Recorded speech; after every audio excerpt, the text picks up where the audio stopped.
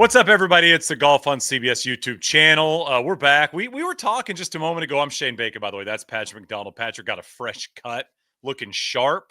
Thank you, Shane. A little tidier, I think, for the holiday season, which I like. I know. Yeah, got a little fluffy this summer, you know? Yeah, my hairdresser here in Charleston, young gal, she was kind of all over the place.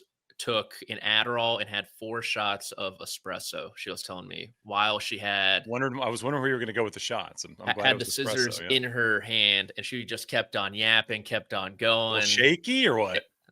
Just like trigger happy, I would say. Okay. It's like a little more here, a little more there. We can kind of add a little texture here, and I didn't have the heart to tell her to stop.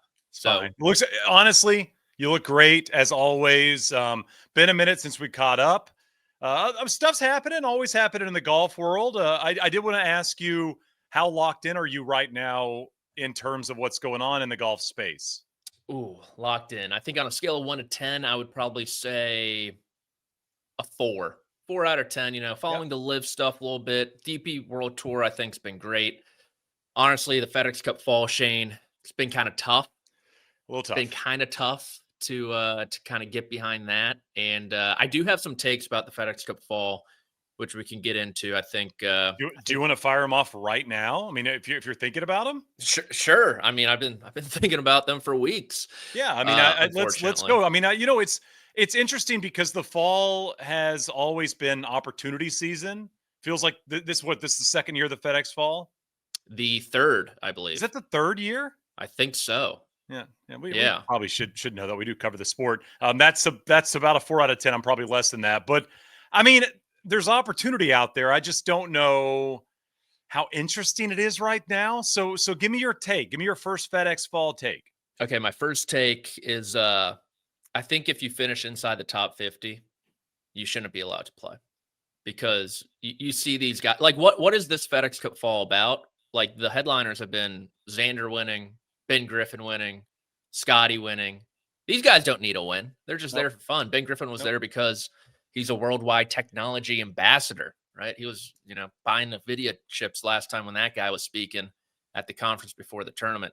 And so I think you got to kick those guys out of the FedEx Cup Fall, Shane. And if they want to play in the fall, you know where they should send them: the DP World Tour. And that fall swing. I like this. They get to play all the way over there, and you can kind of strengthen that strategic alliance that has been on the surface very one way, right? You get all the best players from the DP World Tour, the top 10 every single year. Give them a little bit, stretch their back a little bit, and send some Americans who want to play in the fall, some PGA Tour players who want to play in the fall. Maybe they have to get OWGR points to stay inside the top 50. Send them over to Europe and let them play over there. And then over here, guys outside the top 50, I think they need to add more like incentives. Like, Jordan Spieth hasn't played this fall. That's a joke, in my opinion. Yep. It's a total joke. Tony Finau has not played this fall. He played the Alfred Dunhill Links, but that's it. Total joke, in my opinion. So maybe add like a fall champ who can get into all the signature events next year. Something like another cutoff in the 75 range, because 70 through 90 is just like a no man's land, in my opinion. So I think they just need to add some more incentives, and unfortunately, kick the top 50 guys out, because not a lot of people are watching these golf tournaments anyway. I like that a lot. I would say almost take it a step further to your point. Mandate players play in the FedEx Fall if you finish outside the top 50. Maybe FedEx gets 5 mandatory starts from players, meaning mandatory names, much like you get with the sponsors' invites into these events. Maybe if you finish outside the top 50 to end the season, FedEx can pick 5 players. You guys got to play 5 events. And then, of course, you could lean into Jordan and Ricky, I'm assuming, is in there as well. Tony Finau, some notable names that would, in theory, bring eyeballs. If Jordan Spieth's playing every one of these events, you and I are going to care a little bit more. Yeah, I mean, it heightens these events. And then, honestly, him not playing these kind of like deteriorates the actual events during the PGA Tour season, too, because it's like, he doesn't actually need to play these. He can just get into signature events with sponsor exemptions, most likely, or if he wants to climb inside the top 30 in the OWGR the week before. So hopefully he plays RSM. I don't think he's going to, but Josh let us know that Tony Finau finished T99 at the Alfred Dunhill, which is I didn't know that was even a finish. You don't see those often. T99. Yes, Top. Yeah, he's got one top 100 finish this fall. Really trending in the right direction. 26 could be his year. This is going to be it.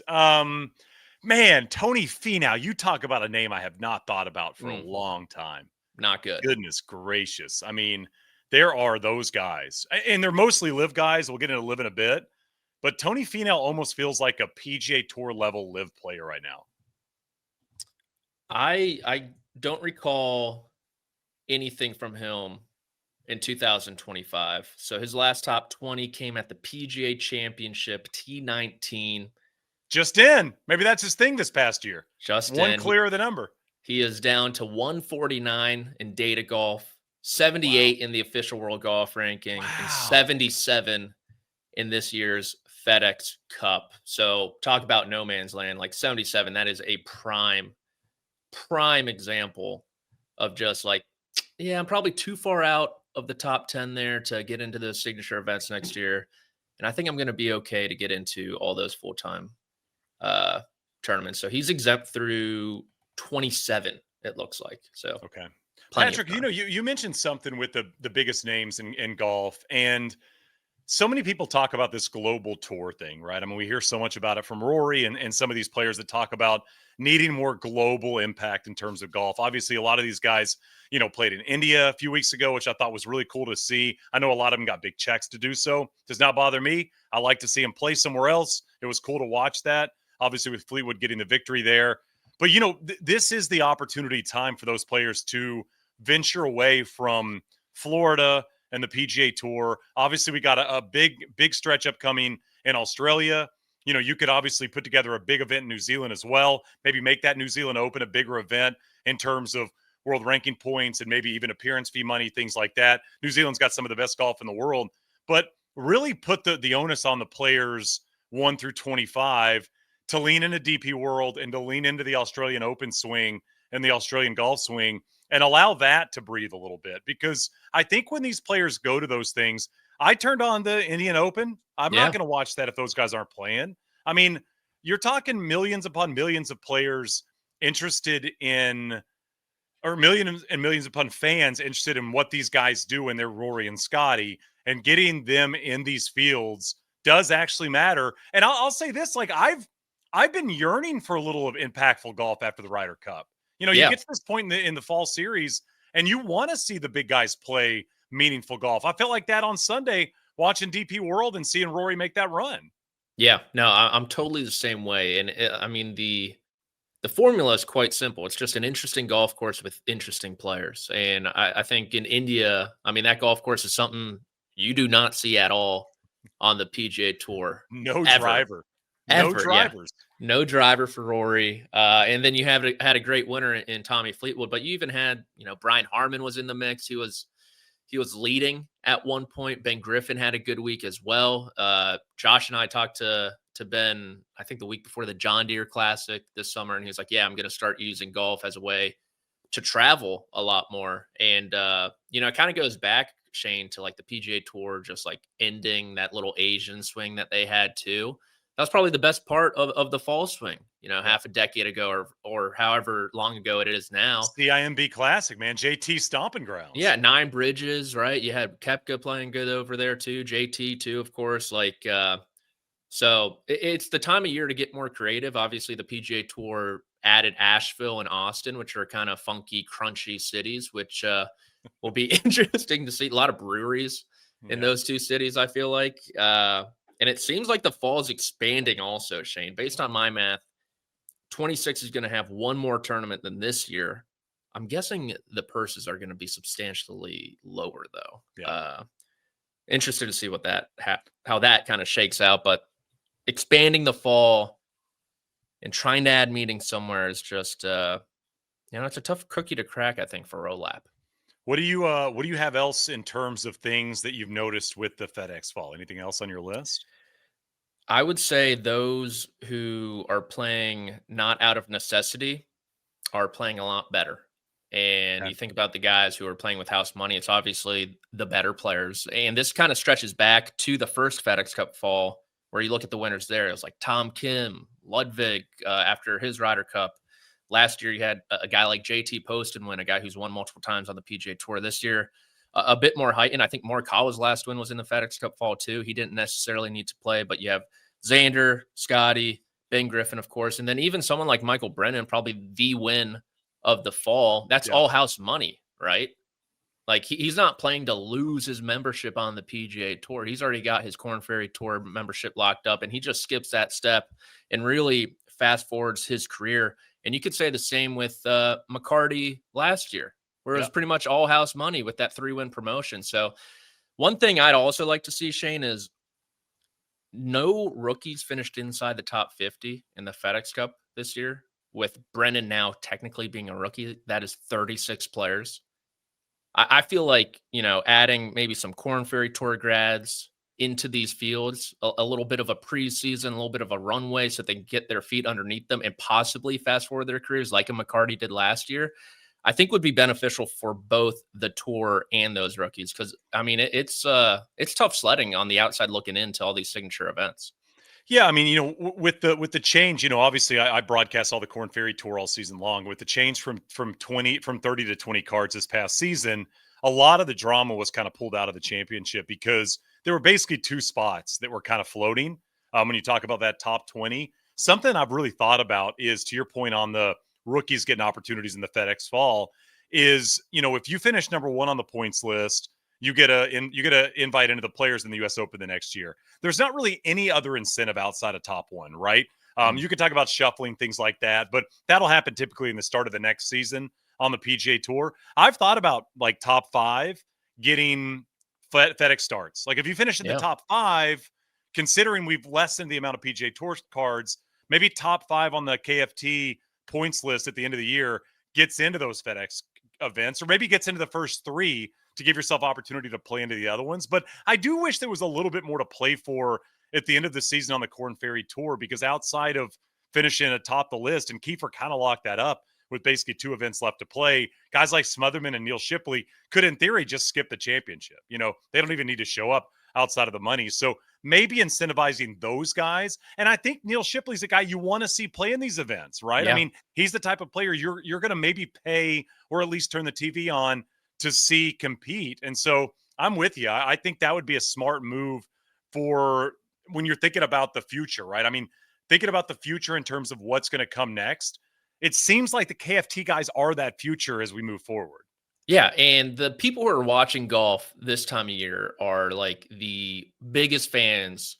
They're possible. nerds. They If love you're golf. skipping NFL or college football and you're turning on the 3rd or 4th round of the Worldwide Technology Championship in Cabo at El Diamante or El Cardinal at El Diamante or whatever it is, you're there because you love golf, and you could only heighten that experience for them by adding younger guys into the field, the stars of tomorrow, potentially. I think it's a no-brainer. I like what you said, like top 5, kind of add more tiers to the end of that Korn Ferry Tour standing, and give them starts in the fall. Like, people would much rather watch those players than, someone like a Webb Simpson or something like that. No offense to Webb. I mean, honestly, like Johnny Kiefer, Neil Shipley, Brennan, like these guys should be on the commercials for the FedEx Fall. Like, this should be the promotion by the PGA Tour, like up next or who's next. Like, that should be what the commercials scream. Not, and this is no offense to the guys we like, but these commercials are filled with,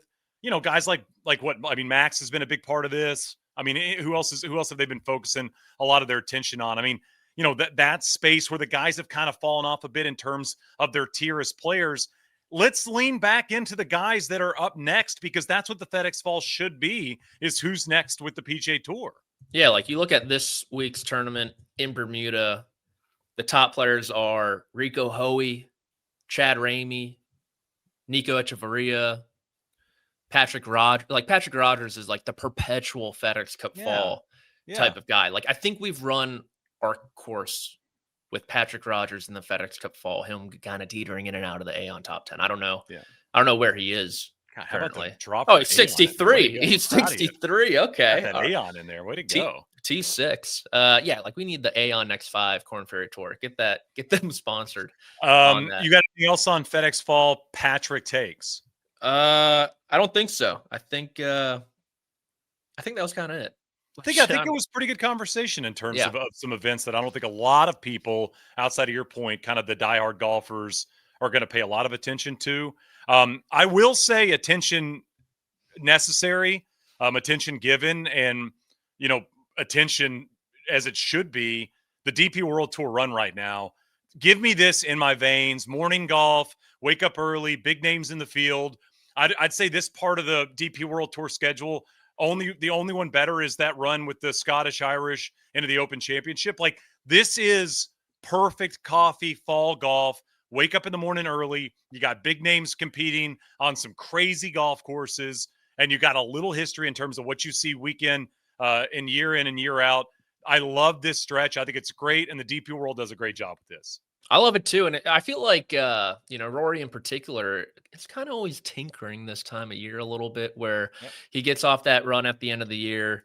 And last year it was he locked himself in his swing studio for weeks, apparently, just to work on his takeaway. This year he's got the new driver in the bag as well. That final round that you mentioned eliminated a bunch of people in the race to Dubai. You get Rory potentially probably going to win it for the 4th straight year, which is bonkers for someone who plays primarily on the PGA Tour still. Marco Penge has a chance. And then, Tyrrell Hatton somehow winning the race to Dubai would also be sweet. Just Marco Penge, the only guy who's playing primarily on the DP World Tour. But you add in kind of just the ascension of Tommy Fleetwood right now. Always a world-class player, but not to this level. He's up to number 2 in data golf, Shane, behind only one Scotty Scheffler. Wow. And just really like the smiley face killer right now. It's awesome. Been awesome to watch. Is he what did you call the big dog rankings? What was it? The would you have this summer? He's a big boy. He's a big boy for sure. Big boy rankings. Yeah. I mean, he's the biggest boy right now, potentially.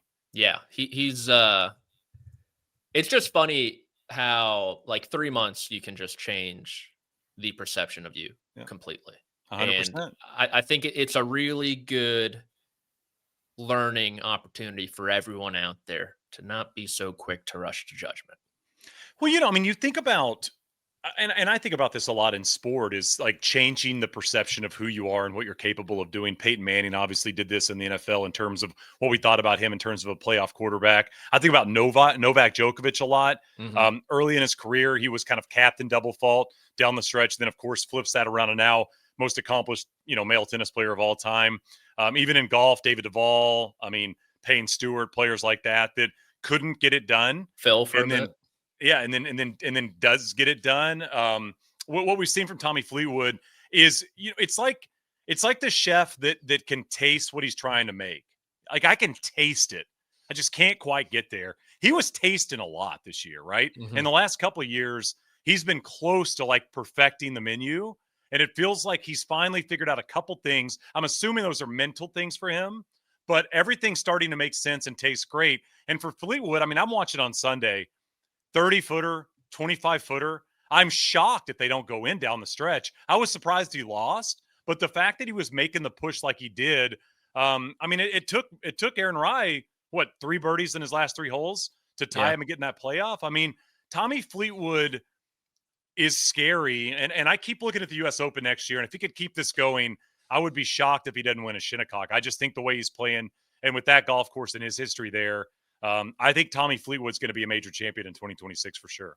Yeah, it seems like he's really learned this summer kind of the flow of a golf tournament. He's got good flow too. Yeah, and I think that's what Scotty does better than anyone right now, and what Rory has done better than anyone the last decade is they understand the ebbs and flows of the golf tournament. I look back to there's a Rory quote when he won in Dubai a couple years ago when he beat Cam Young, and he was like, at the halfway point he was 8 strokes behind Cam Young, and they're like, do you still think you can win? He's like, winning score probably going to be 13 under. I'll get there. And he made a birdie on the last hole, 72nd hole, to shoot 13 under and win by 1. And he's like, told you guys. Yep. And it seems like Tommy's really kind of discovered that these last 3 months, like the ebbs and flows, never getting too far ahead of himself, like maybe he might have in the past a little bit. And with his skill set, and like you mentioned, Shane, how he's putting has been, him and Rory this year have just putted the lights out of the golf ball. with that new spider, and Ben Griffin too, man. I mean, and Scotty. I might have to get one. You gonna buy one? Do you think somebody will send you one free or no? Dude, LIV Golf's been sending me a lot of these putters. I have like 4 Wow, look at now. you. If you need one, I'm good. Is that like I mean, that's like $2,000 worth of putters you have. If you have 4. I know. I'm thinking about flipping them. I'm not on Facebook Marketplace. Are you? I feel like you could be, maybe. Yeah. Well, I mean, Josh is sitting here. Josh is off camera right now, sitting here going, "What am I doing, bro? Send me a putter." I'm left-handed. You know that's this. right. Yeah, I'm that's guessing right. Josh is like law of averages. There's no way we have 3 left-handers right now. I'm That'd be guessing Josh is incredible righty. if Josh was a lefty. You know what? For a free lab putter, you might actually play lefty if you if He you could send putt one lefty. of those things. Yeah, Putt I mean, lefty. come on, we've seen that happen all over the place. I mean, we had that on the corner here. Yeah, it's interesting watching, to your point, when the short game spikes for these ball strikers, it just is game over. I mean, we saw it with this year with Scotty Scheffler, right? With the putting, all of a sudden you become Scotty was a great putter this year, but I mean, you become a decent putter, and with the way you strike the golf ball, you're going to be right there. Tommy feels, I know he's not short, but the way Tommy plays, the swing, the follow through, the attitude, the determination late in these rounds, like, he kind of feels new age, old school to me. And he's become a guy that I think he might be my favorite guy to watch play. And I didn't think he'd replace Rory in that department for a long time, but he is a beautiful golfer. He's a beautiful man, but he's a beautiful golfer. And I'm obsessed with the kind of the late round emergence of this killer in the face of this dude that looks like the nicest human on the planet. Yeah. It's just the perfect match of, he's been one of the most lovable characters in professional golf the last few years. And then he's shown this new side of him also, where he was always so gracious in defeat, right? And of course, he's handling winning in such a gracious manner as well. But you see that little bit of killer instinct in him from a nice guy, which you don't often see too much. And we obviously weren't able to see the last few years. So it's something that's cool to see. Are you locked in on these next 10 on the PGA Tour at all for these DP World Tour guys? 0%. 0? Okay. Who we got? So I guess there's room. Do we have the list? Can Josh pull the list up or no? I've got it. We've got Marco Penge, number 1.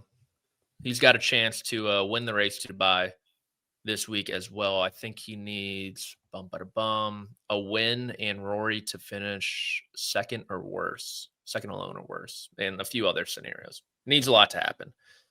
He's number 1. Christopher, I'm warning, going to butcher a lot of these names. Okay. By the way, can I say this real quick? We're cutting KFT cards. We did it this year, right? Mm-hmm. And we get 10 cards to the DP World. Mm-hmm. And no knock to you. You and I don't really know much about these guys. And when you look at the successes of the 10 guys on the PGA Tour the last few years that have got their cards, not a lot of wins. Not a lot of wins. No. So I would say this is probably one of the better classes potentially. Okay. From the DP World Tour. And some people were throwing out Marco might be heading to LIV, but I have no idea on that regard. He's number 1. Christopher Rattan, number 2. Adrian Sadier, number 3. John Perry of England, number 4. Alex Noren's kind of a wild card, where if he gets his card via the PGA Tour, that is a higher status than this. So he would actually give number 11 on this list the PGA Tour card. If he gets it through the PGA Tour, he's outside the top 100 right now. So TBD on that. Laurie Cantor, who's played on the Challenge Tour, LIV Golf, DP World Tour, PGA Tour, everywhere these last couple of years, number 6. And Hao Tong Lee, number 7. Those guys are in, confirmed. Okay. Daniel Brown, who was leading the Open a couple years ago, the one that Xander won. Kita Nakajima, he was number 1 amateur in the world for a long time from Japan. And Jordan Smith, who I guess is your boy Azinger would call a ball striking Jesse. Yeah. Is number 10. So, potential for some change there. I think you look at the last 10 last year, Shane. Rasmus was number 1 at number 76 in the FedEx Cup. and he was the only one inside the top 100, but Olsen just snuck in too. So a couple of Danes, but that's really been it. It hasn't been a ton of great play from them. It is interesting when the Europeans come over to the PGA Tour right now, and they don't, it takes them a little bit of time, it feels like, to get truly comfortable. You just don't see that domination from those players. And it feels like the KFT guys are coming on strong straight from KFT to the PGA Tour. But we'll see. We'll see what it looks like. But yeah, the Tommy thing has been cool. Did you see that they have a Rory Award now? Did you see this? I did. Read about it this morning. For you finished the high. Is it you finished the highest in the 4 majors? Is that what it is? Each season, and you get the award? It is most race to Dubai points accumulated across the 4 majors. Yes. Yeah. Rory is ineligible, cannot win his own award, which I kind of am bummed by. I want him to be able to win. I want him to do the thing that he hands himself the trophy, like when Tiger would win back-to-back Masters, and I always said he should be able to put the green jacket on himself. Obviously, they typically have the chairman do that, but I want Rory to be eligible. I don't want him taking his name off the list. Yeah, definitely a bit of a bummer, and I believe it is to the DP World Tour member, so like not technically a European or anything like that. I know. Do you win money or no? Is there money involved? I don't think so. Just honor. Do you need money, Shane? Honestly, if you're winning that award, you're probably doing pretty well. Yeah, but everything in golf is money based now. Come on, what are we talking about? Get Aon to toss him a God, did Aon send you the putters? What's going on with you? Aon sponsors everything. What is going on with you? Aon next 10, Aon swing 5, Aon hey, let me just challenge, Aon top 10, Comcast, whatever. Let me talk to Camera real quick. Hey, Aon, if you want to sponsor our show next year, we don't quite know the name of this show. We've been doing it for a year. If you want to sponsor it next year, on behalf of Patrick and Josh and myself, we'll gladly take the money. We'll call this the Aon YouTube Golf Show on CBS, sponsored by Aon. You okay with that, Patrick? I'd love it. I mean, okay. I would love it. I mean, I think. What do they make? What do they make? Do they make anything that we can wear? They are a large global professional services company that provides risk, retirement, and health solutions. All right. Well, I mean, I've turned 42 tomorrow. I could probably use a little bit of retirement stuff or another. I think that might. They're a consulting company, pretty much. I mean, you know what? How about this? Find their best golfing consultant that works at Aon. He can come on the show once a month. Yeah. Give us his country club tips. And bring back the Aon Risk Reward Challenge. That was the best thing they did. We missed that last year. What happened to that thing? They started to sponsor everything else. And then they did it on the LPGA Tour, and they paid the same amount of money on both. It was awesome. Yeah, I loved it. I remember when I did the Get a Grip with Homa, and we were like, had no idea what we were doing on the, obviously, I mean, as you can tell, we never have any idea what we're doing on any golf podcast. But Max and I had no idea what we were doing. And I started the year talking about the Aon Risk Reward Challenge with him on the podcast. Every week I'd ask him if he knew what hole it was. And by the end of the season, he was second. And he was all stressed out because he was going to win $1 million. And we're like talking about it on the pod the whole year. And we had Aon people emailing us about it. And then they just did away with it. And then it's just gone. That was by far the best thing that they did. And I can't believe. And they should allow like fans to pick the hole. Yes. Like whole locations. Why not? Whole location would be great. Yeah. Yeah. It's awesome. All right. Well, I mean, that's enough from that. It was like 2 minutes of the show. Too much Aon. Way too much Aon. But that goes back to the Rory Award. Seems fitting, obviously a slam winner. By the way, I've been doing some Masters research. I saw this about Rory's week at Augusta. He missed 8 greens on par 3s for the week and got up and down all 8 times. Wow. I mean, the dude's chipping and pitching is so underrated. I think it's the most underrated skill currently in professional golf is Rory's pitching and scrambling. Did he chip in for eagle on number 2? Was that Saturday? Yeah. That was part of the 6 threes in a row. I forgot about that whole thing. I didn't remember it was best start in Augusta National history. Okay. No, his pitching and chipping, it's just like unfair that these guys just have another tool in their belt like that. It's really from our perspective. Really, it's fun to watch, but a bit annoying to watch. Knowing what they can do. I will say I did just have I was out in Arizona for ping last week, and I got a short game lesson from the one and only Joe Mayo, famous Joe Mayo, which was awesome. And I asked Joe about Rory's pitching, and his response was not as glowing as mine about Rory's short game. Now, he was complimentary, but it wasn't to the point that I think I maybe see or appreciate the McIlroy hands in and around the greens. He loves Scheffler's, right? Yeah, loves Xander's move. Loves Xander's too. Yeah. Xander. Who else does he like? Spieth, Scotty, Jordan, those guys. Like, he likes that move they make. What is it? VSP? Is that what we're talking about? Yeah. Get your fingers like this, baby. You got it going. You understand what I'm talking about here? Yeah. You know what I mean? Dude, Shane, this is a PG show. Cut it out. Sorry. That's right. We'll do that off air. Sorry, Aon. We didn't mean to throw that in there. Hey, can I ask you a question about the LIV 72 hole thing? Yeah, fire away. So LIV's name comes from 54, right? Correct. Now they're going to be 72 holes. Mm-hmm. Let me just say a PSA to all. I'm not a big business guy out here. I don't run a lot of businesses. I just pay attention. Okay. Years ago, I lived in Scottsdale, and there was a company called the $3.99 car wash. That was the name of the car wash company. Guess how much a car wash was, Patrick? I'm going to say initially $3.99. $3.99. But you know what, man? Inflation hits everybody.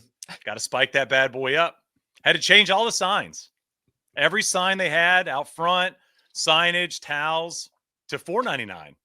Now, I haven't been back in years. It's probably $7.99, maybe $9.99. You don't want to pigeonhole yourself with a name like this if there's potential for change. So my question for you is, does LIV stick with LIV?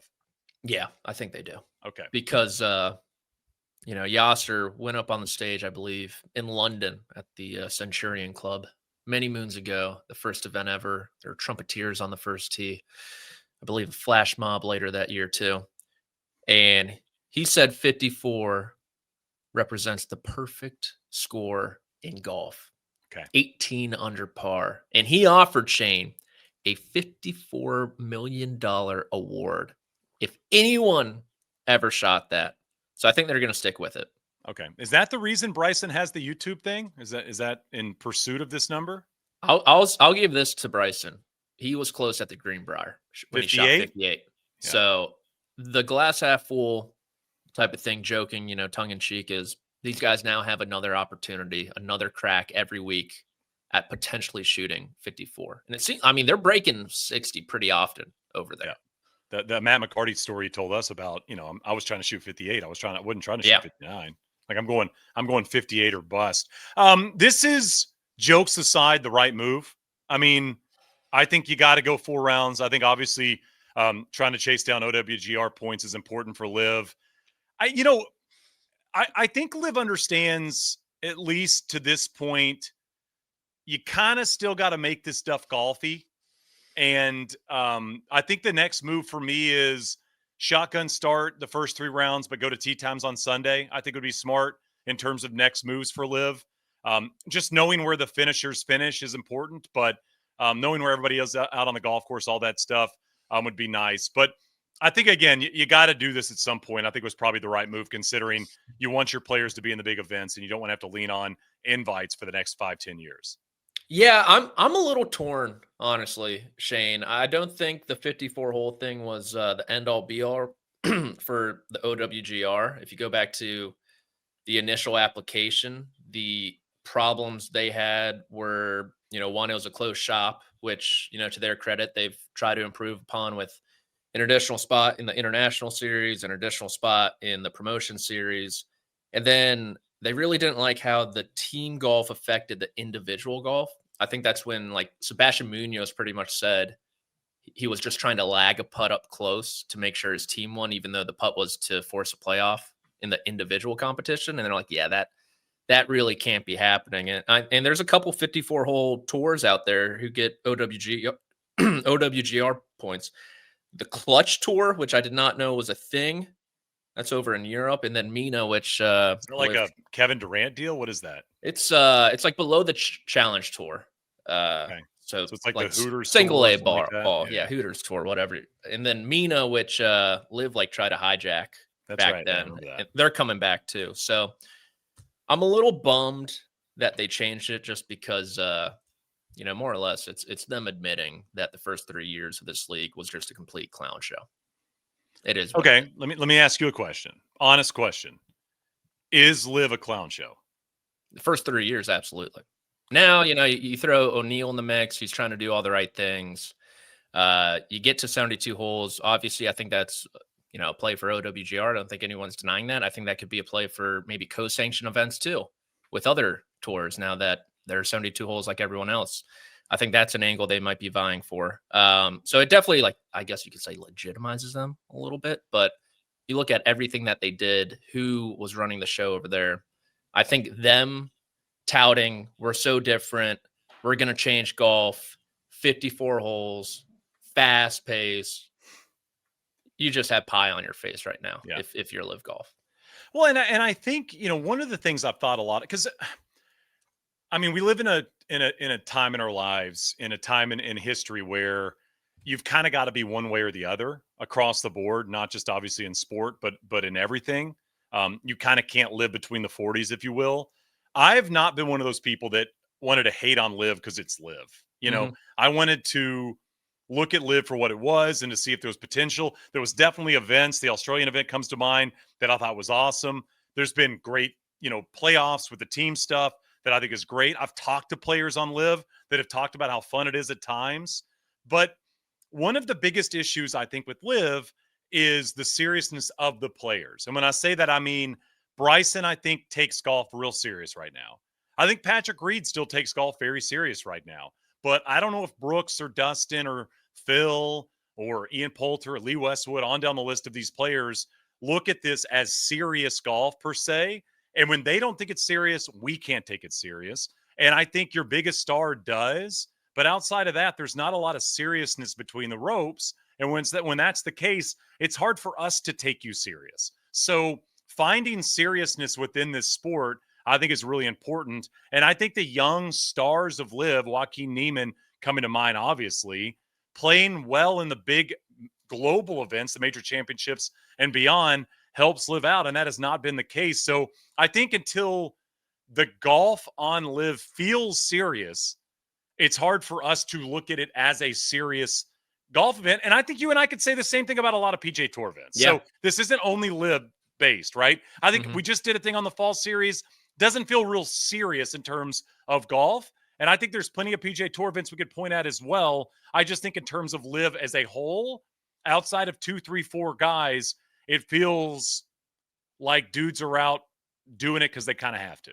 Yeah. So I think it'll be good once, because I mean, they have great young players with Surratt. McKibben's been playing awesome golf, just winning the Hong Kong and I want to Open. see more of him. Yeah. And so I think once they kind of get through that initial class, I guess you could say, of the GMAX, it's the off season when Graham McDowell is complaining about being misquoted in an article that no one cares about any other time of year. No. Who cares what Graham McDowell has to say at this point? And so I think once they get through that initial class of the older European players and they can filter in some of these younger guys more and put them up on the stage in the spotlight, like a McKibben, like Surratt, and all those guys, I think it'll only help them out. How about Ben G, Ben Griffin, Ben G, BG, Big Ben Griffin wins again. Your boy. How many more nicknames you got? Got shades on, winning golf tournaments. Is he the best golfer in the world? Is he better than Scotty and Tommy? No, he is not. He is. Okay. I don't think he cracks my top 5 yet. Okay. What about you? Where you got him? He's not in my top 5. He's won Zurich. Top 3.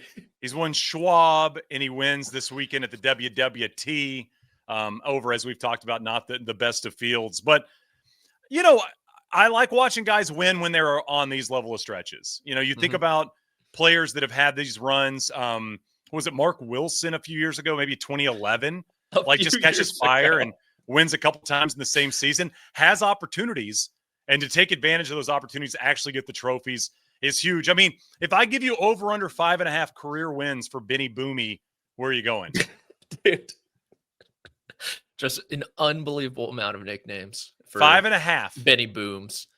Okay, so he is not even 30. So that would mean 3 more. I would take over. What about you? I would take under. I would probably take, so he's got to double his wins right now.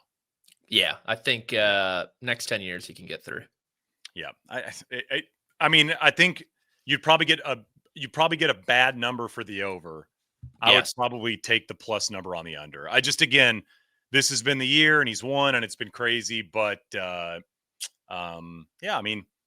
hell of a 2025 outside of the Ryder Cup. What Boomy. Other nicknames can we throw him? Benny Boomy. The Loan Shark, of course. Yeah.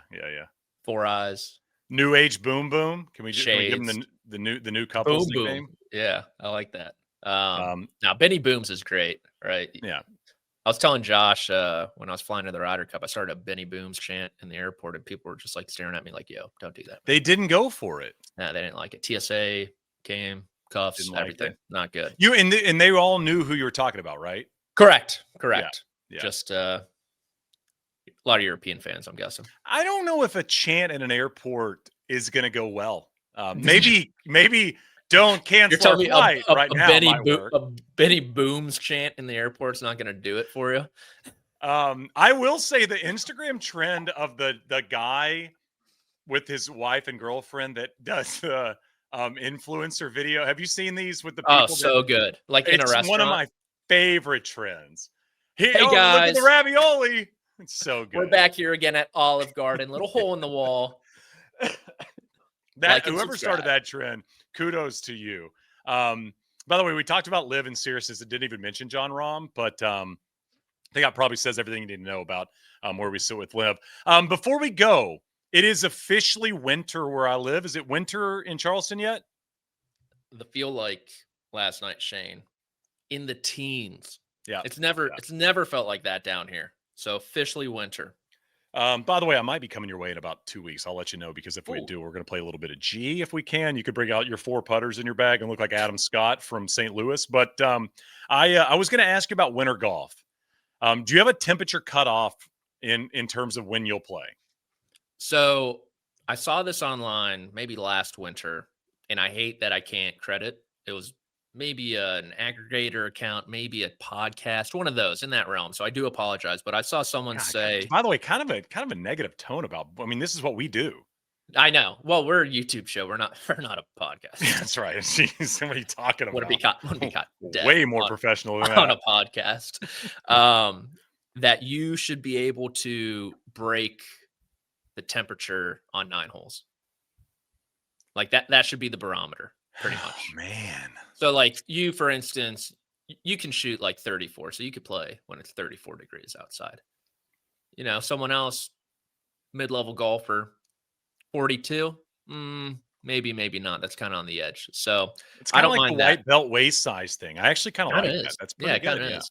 Yeah. Me personally, Shane, the feel like has to have a 5 in front of it. Not going to play in the 40s. No, I can't. You're getting a Yemen's invite. That might be different.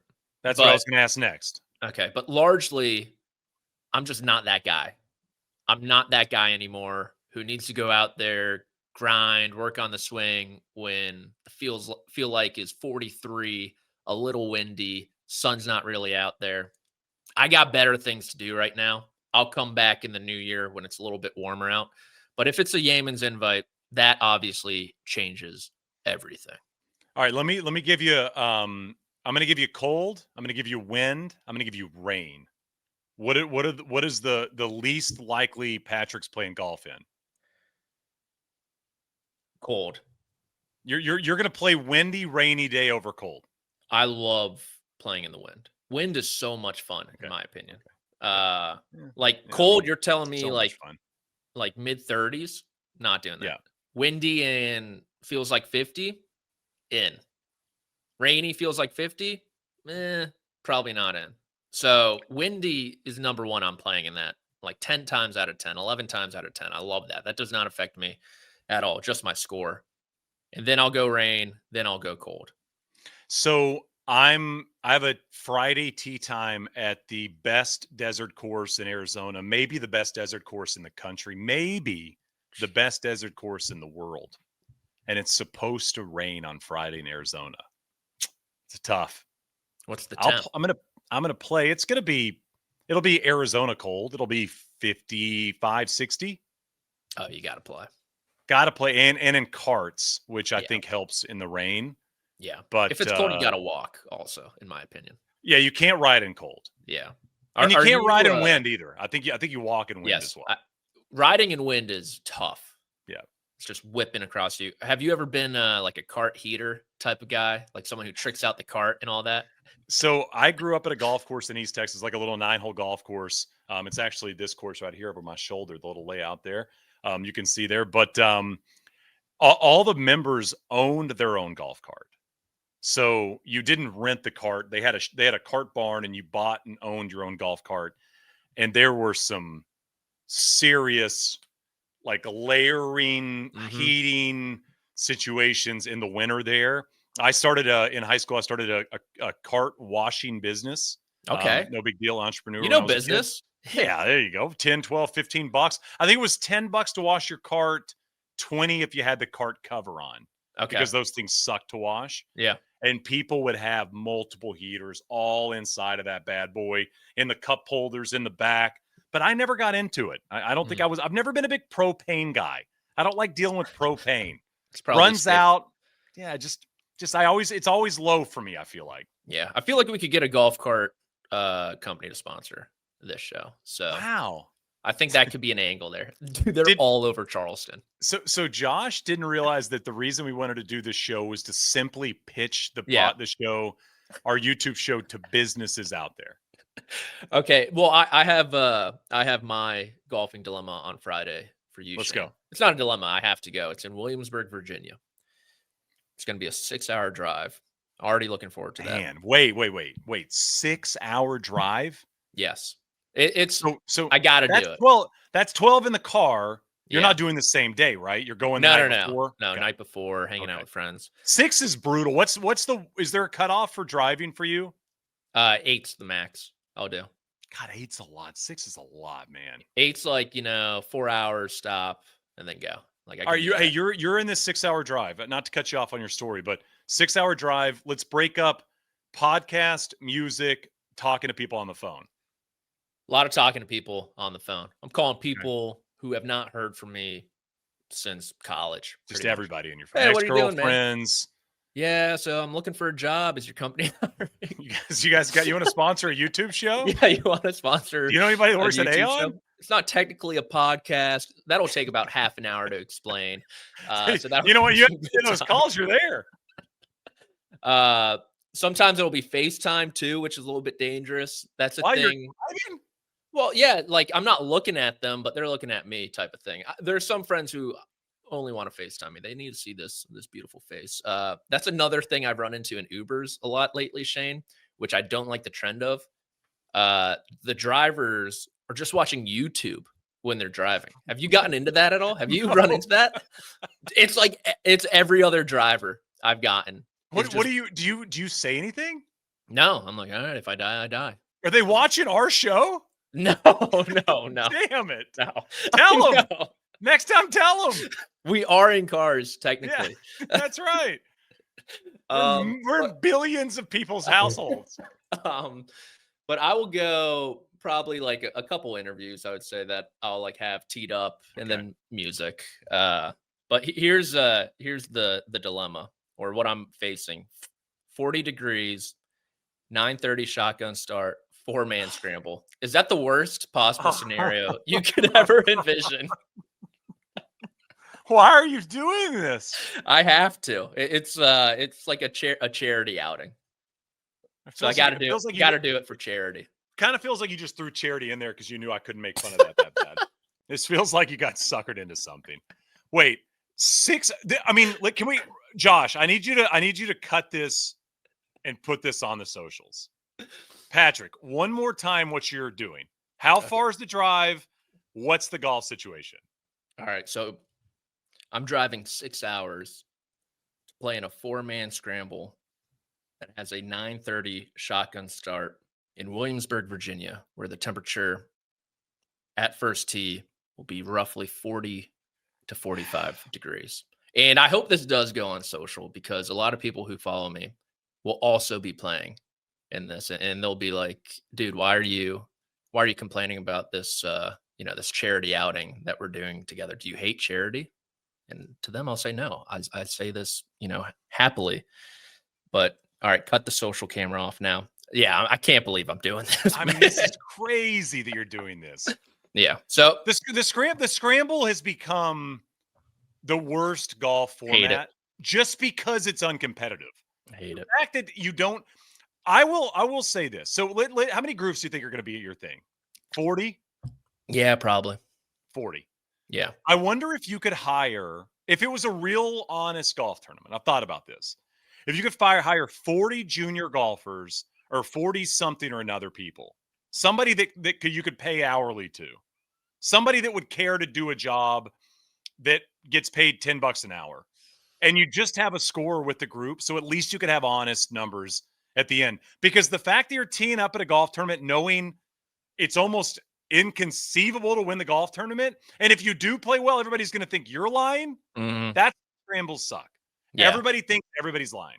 Yeah, you don't want to win it, but you want to win it, the type of thing. It's a lose-lose. I mean, have you had the scramble team where you played great and you were embarrassed to turn the card in? I had that happen to me one time, because I was like, well, nobody's going to believe this. No, my issues with scrambles are I typically play with my friends who are not good at golf. So it's kind of fun, and it's like, oh, I'm just playing my own ball, pretty much. And you're the best player, so they're like, oh, Patrick. Yeah. It's like, oh, we got Patrick. And I'm like, all right. I mean, you do kind of bomb it. So, I mean, I bet you'll have long drive potential at this event. Yeah. A lot of honest people at this event too. Like, we're not in it to win. We're just, having fun. And you say that hours. Now. Shout out Aaron Rodgers. Shout out Larry Fitz. You just never quite know a handicap until you see it. Which putt are you taking? The Odyssey. I putted well with you, so I'm going to take that one. Yeah. All right. It's been treating me all right. So somebody sends you 4 $500 putters, and you're going to use the other putter. Correct. The one I got used on Odyssey, whatever. That's typically, I mean, that defines golf pretty much. Here's another question. All right. For you, Shane. I'm not really in the the etiquette game when it comes to talking about golf in general. I've kind of hovered, my handicap's on the up and up, which I'm pretty pumped about. I'm at that stage of my career. And I'll say this for people out there. Patrick is a legitimate 0 handicap scratch golfer. Would that be fair to say? It's up to a 1.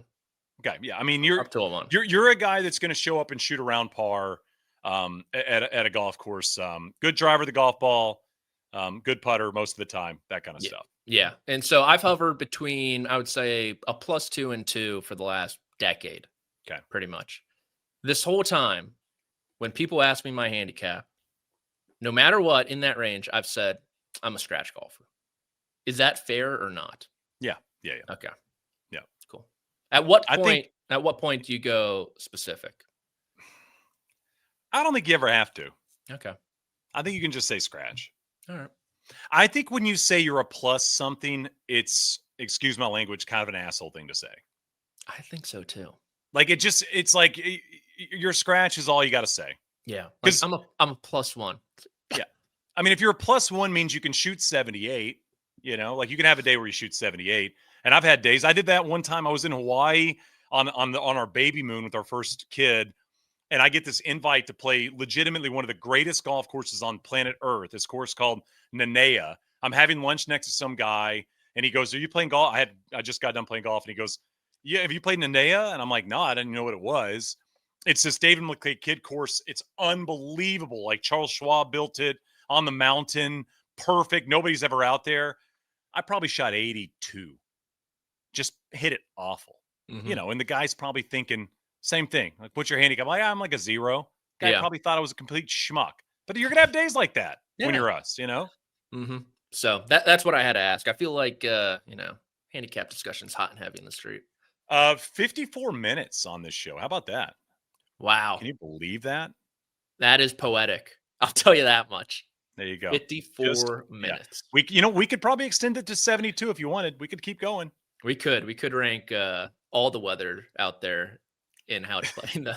Is 85 the perfect temp? I'm doing a PGA Tour Champions this week.